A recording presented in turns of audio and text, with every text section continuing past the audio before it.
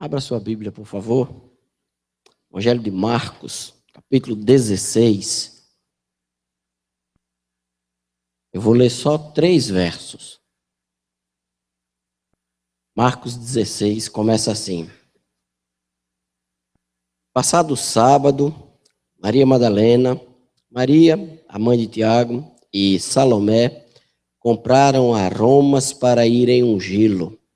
E no primeiro dia da semana foram ao sepulcro de manhã cedo, ao nascer do sol, e diziam uns aos outros: quem nos revolverá a pedra da porta do sepulcro? Feche seus olhos. Pela tua misericórdia, Senhor, te suplicamos agora. Dá-nos a tua palavra. Dá-nos ouvir a tua voz, porque só ela nos interessa. Aproveitando esse momento, eu te agradeço pelos teus filhos e filhas que foram fiéis em trazer dízimos e ofertas. Que as janelas dos céus estejam abertas nos seus celeiros para a tua glória. Em nome de Jesus. Amém. Vamos sentar, queridos. Não seria estranho, ou, para ser mais sincero, seria a verdade, se eu disser a você que os evangelhos foram escritos de trás para frente.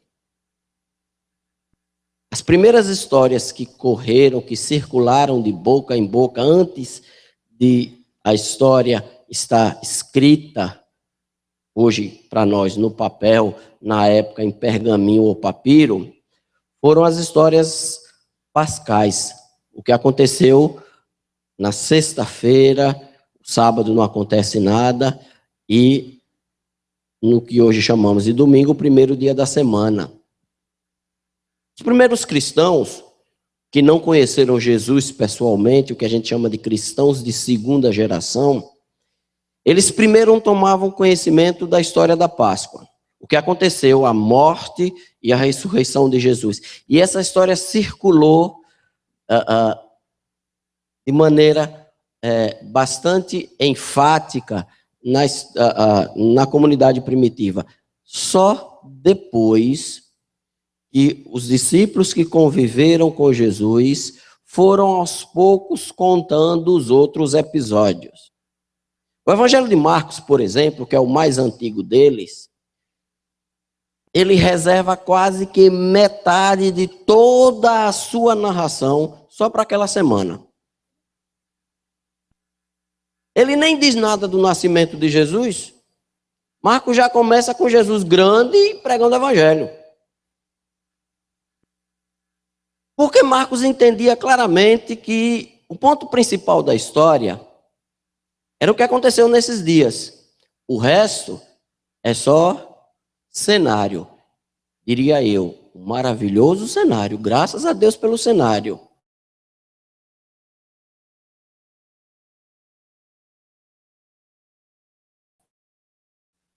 Cresce, desenvolve tudo o que fez no primeiro século, e nós já conhecemos a história, porque eles tinham uma consciência muito clara do que aconteceu naqueles dias em Jerusalém. De modo é que todos os 4 evangelhos contam o que aconteceu e alguns pontos são comuns entre eles. Quem primeiro chegou de manhã cedo foram as mulheres. Quando os discípulos que estavam com medo já chegaram porque receberam a notícia das mulheres. Elas foram as primeiras a testemunharem o túmulo vazio. Mas também é comum em todos os evangelhos que quando as mulheres chegaram, não assistiram à ressurreição. Ninguém viu. Só chegaram e acharam o túmulo vazio. Também é comum entre os evangelhos que elas foram ao nascer do sol. Elas devem ter saído de casa ainda escuro. Chegaram lá O sol estava começando a nascer. Mas essa expressão de Marcos, que é também comum aos evangelhos, nos chama a atenção. Marcos começa a sua narração da ressurreição dizendo: e passado o sábado. Por que é que nos chama a atenção? É claro que uma expressão como essa permite uma profunda reflexão teológica. Só nessa expressão poderíamos discorrer horas e horas, escrever vários e vários compêndios sobre o que aconteceu naquele dia ao passar o sábado, porque toda a aliança do Antigo Testamento, todo o acerto do Antigo Testamento, toda a lei simbolizada no sábado estava passando e começava uma nova aliança.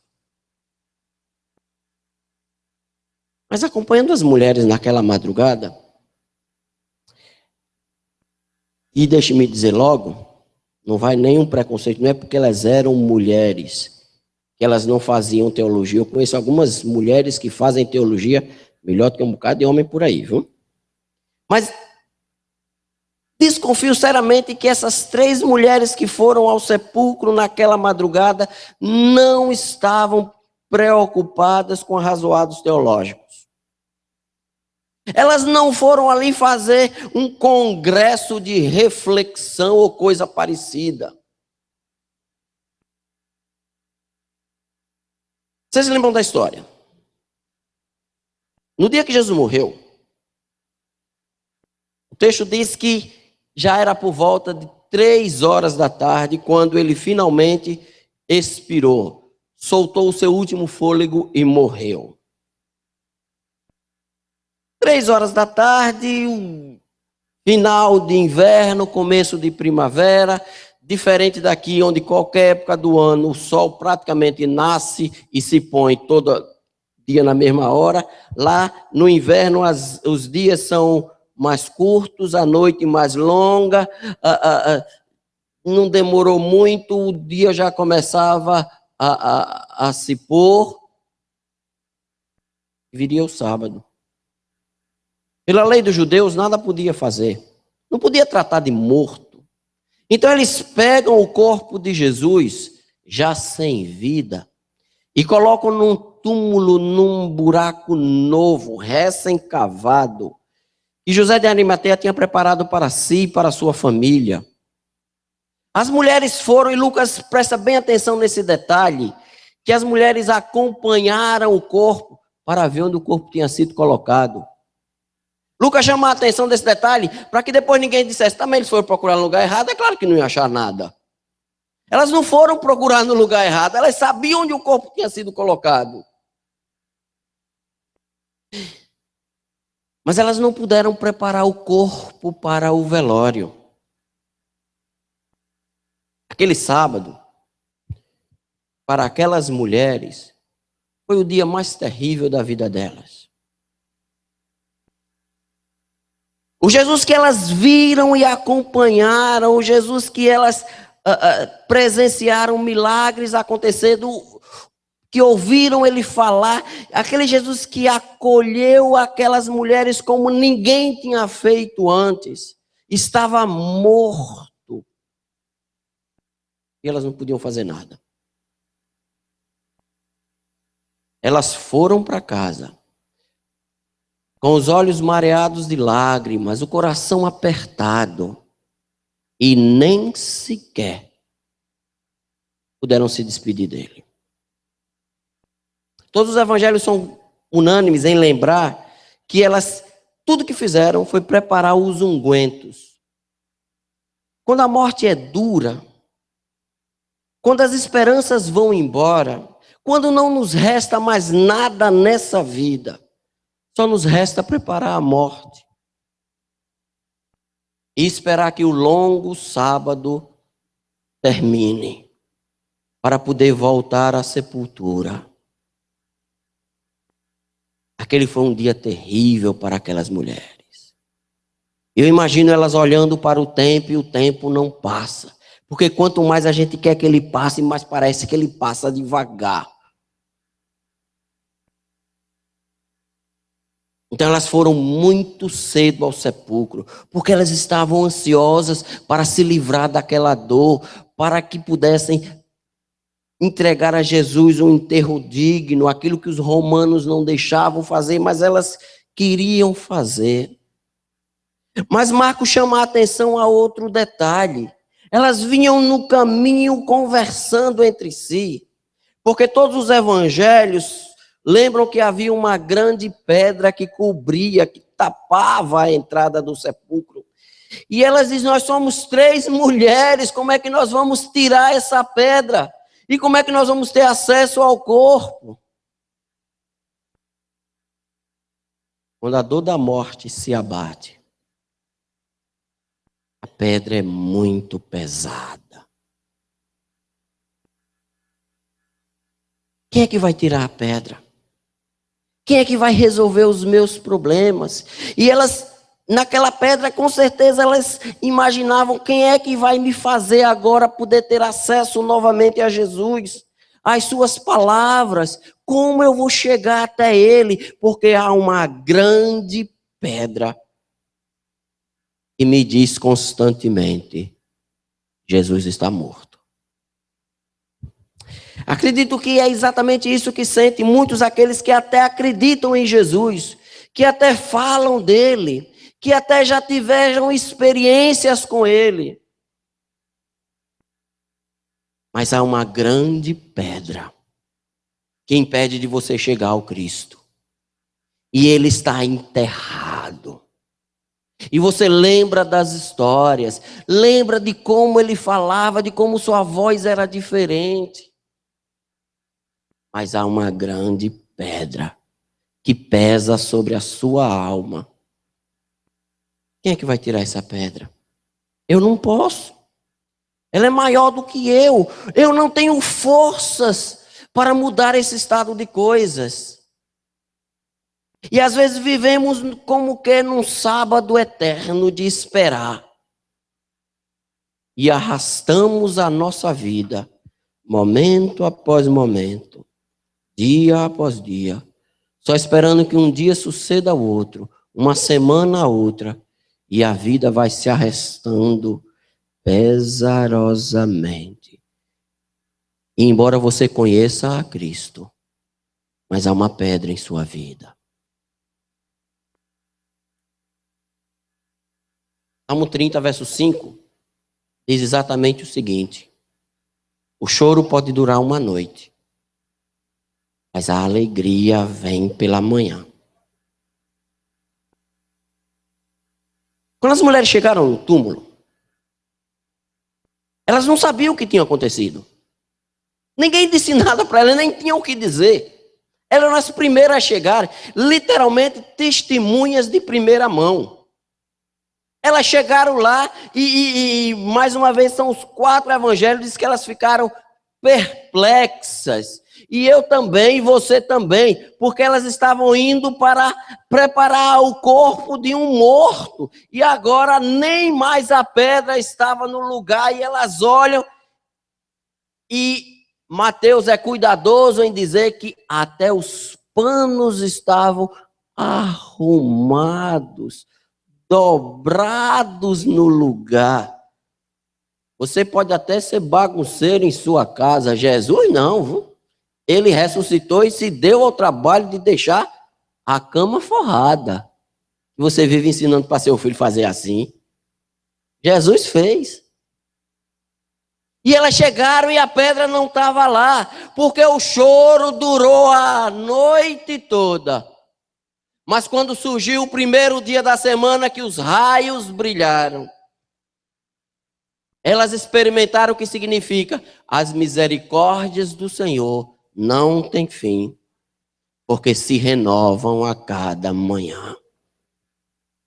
Ninguém precisava de arrazoado teológico para explicar isso para as mulheres. Elas estavam vendo e testemunhando. Elas chegaram e o túmulo estava vazio. E agora o que é que aconteceu?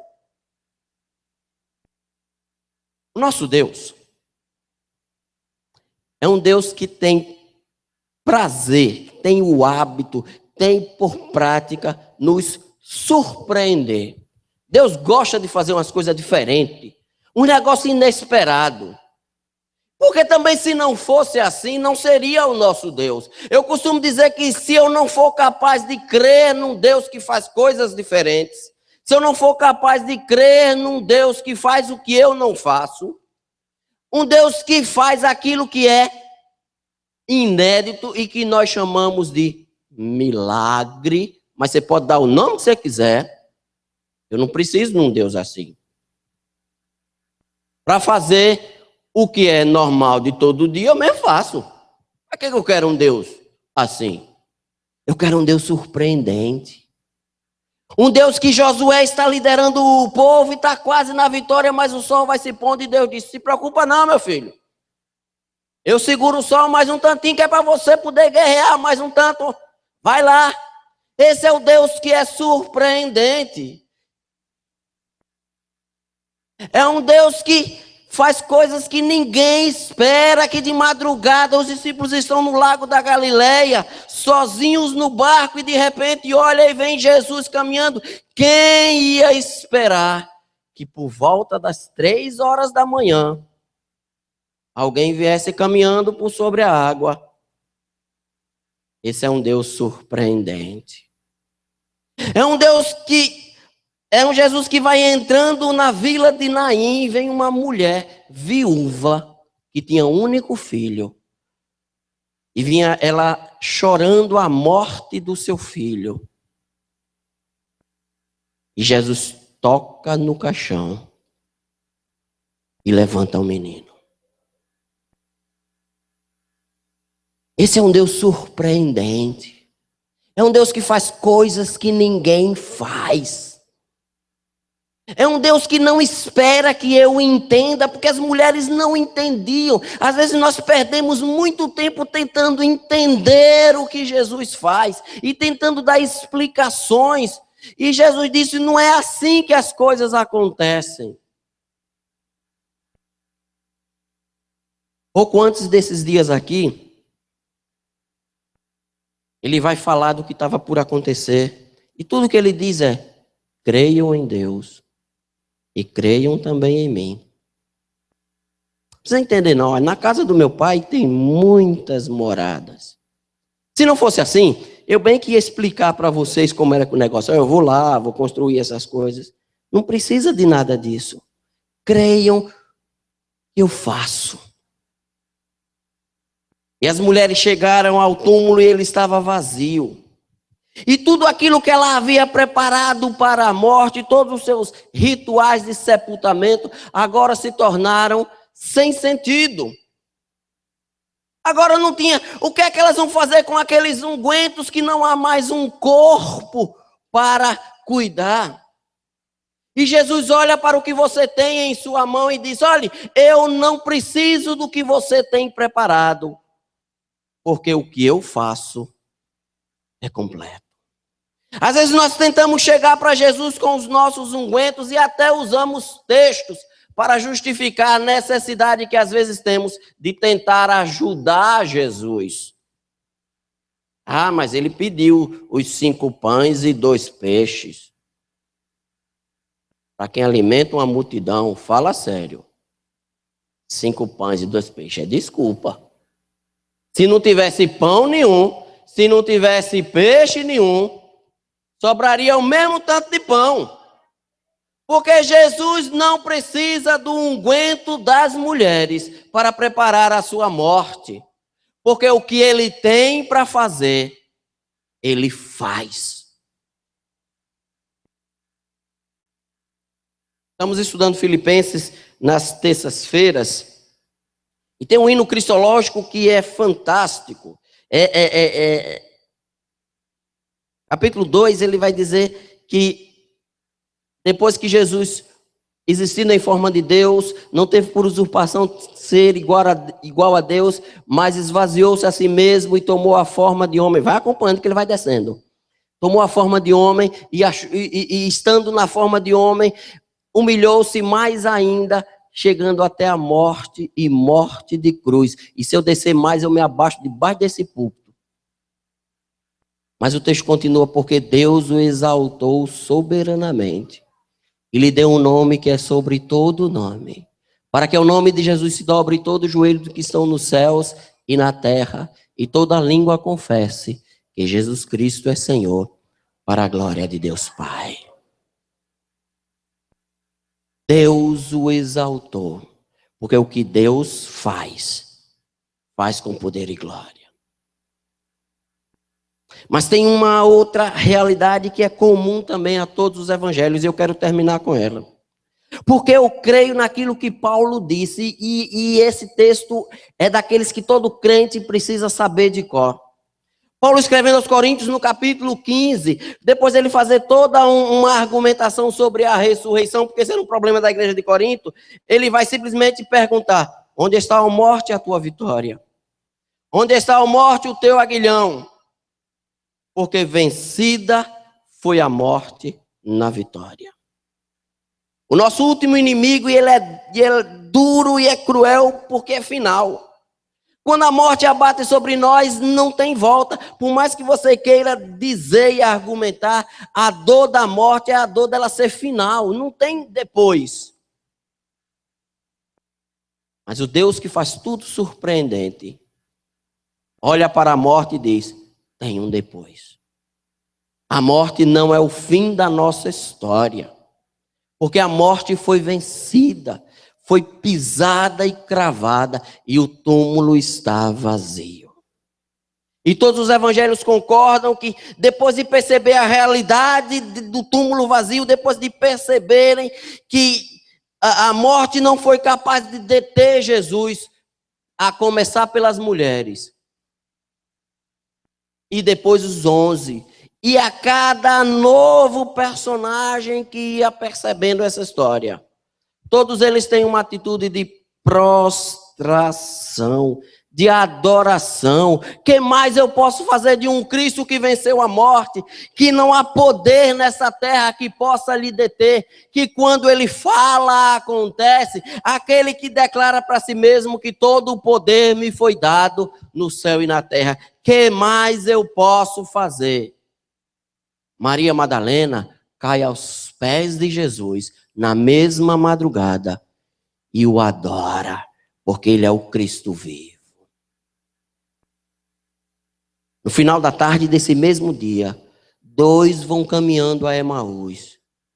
E quando percebem que é Jesus que caminha com eles, eles têm ânimo para voltar e contar, porque o Cristo vivo me coloca prostrado à sua disposição.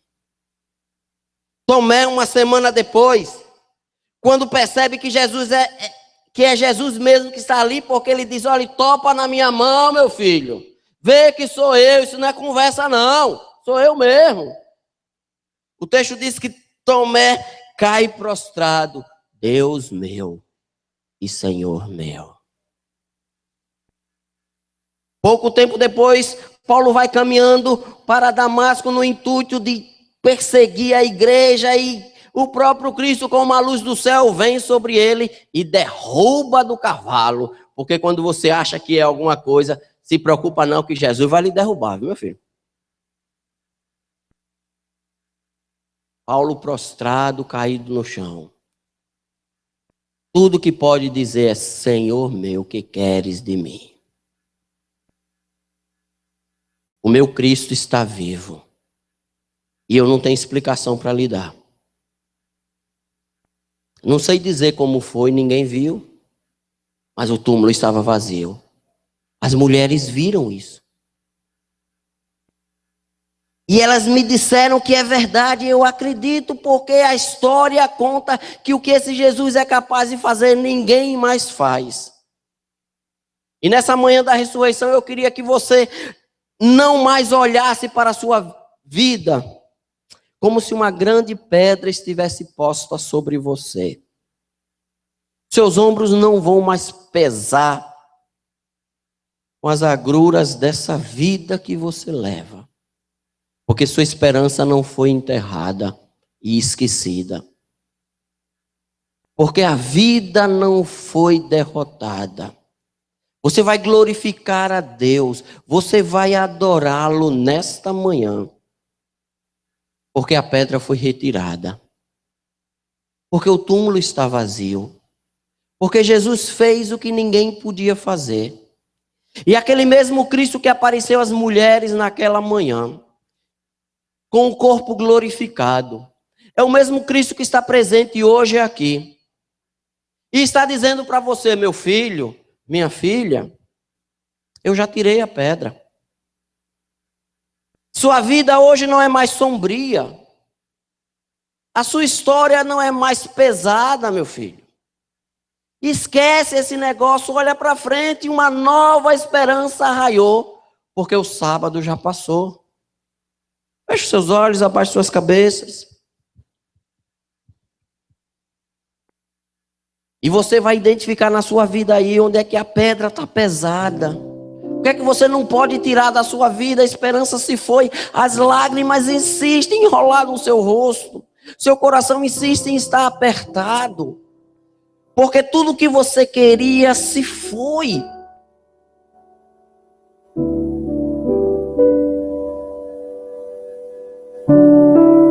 Manhã cedo, ao túmulo, só para constatar que não tem mais ninguém lá. Cristo ressuscitou. O sábado já passou. A pedra já foi tirada. Agora é o primeiro dia da semana. Começa a vida nova. Não mais a rotina. Não mais o estresse. Não mais o peso. Não mais a repetição entediante de um tempo que não passa. O sol brilhou. A esperança renasceu. As misericórdias se refizeram. A vida brotou de onde você não esperava. Glorifique a Deus, igreja. Louve o nome do Senhor, porque a pedra já foi tirada. Louve o nome do Senhor, porque na sua vida, na sua história, Cristo pode fazer toda a diferença, porque Ele está vivo. Seu Deus, nosso Pai, o que mais podemos te dizer, a não ser muito obrigado, a não ser glórias a Ti, que todo louvor, toda honra, toda exaltação seja entregue a Ti nesta hora, porque a pedra foi retirada, o sábado tendo passado, o novo dia, um dia de vida, um dia de glória, um dia de paz surgiu. Que a tua igreja tenha experiências de novidade de vida. Que as sombras da noite tenham sido dissipadas com o nascimento do novo dia, para a tua glória, em nome de Jesus.